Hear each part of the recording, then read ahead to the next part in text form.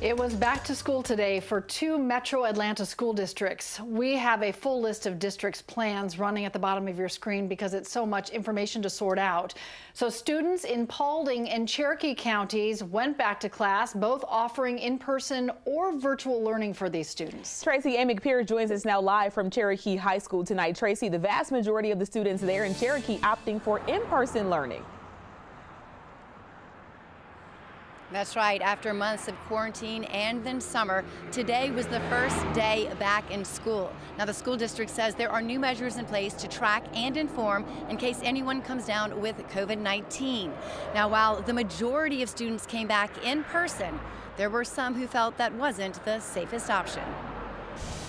Many parents in Cherokee County dropped off their kids today for the first day back, like Frankie Martinez. We think about it like 10 times bringing them, but my wife, she works in school too, so she knows that he's gonna be safe.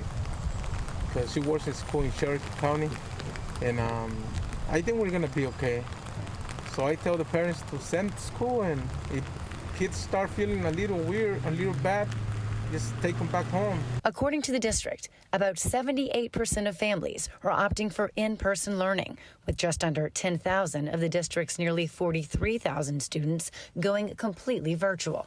A teacher's relative telling us he's worried about her safety and doesn't think social distancing is a realistic option.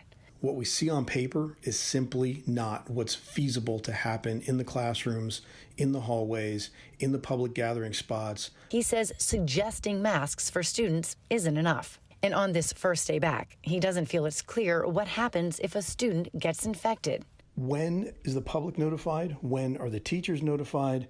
When can that child be required to come back? At the end of the day, we saw many leaving Cherokee County High School wearing masks, doing their part to stop the spread of COVID and start back at school.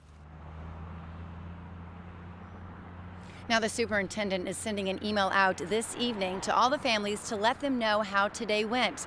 We will tell you what that email said coming up at 6. All right, thank you, Tracy. So we asked our numbers team to take a closer look at the overall COVID-19 cases in the Metro Atlanta counties heading back today. After hitting a record high last week, Cherokee is still reporting twice as many new cases each day right now than in the first wave of the pandemic. To date, Cherokee has had 2,885 positive cases. 294 have sought medical care and 56 people have died. While the overall number of COVID-19 cases in Paulding County are low, the county did post 58 new positive cases on Saturday, its highest number to date. In all, Paulding has had 1,452 COVID cases. 121 of those have gone to the hospital for care and 19 people have died. As for the state's numbers as a whole, we continue to trek downward. Today, about 2,200 new cases were reported. That is a break from the record highs we were experiencing about a week ago. Overall, that's good news with more districts heading back this week.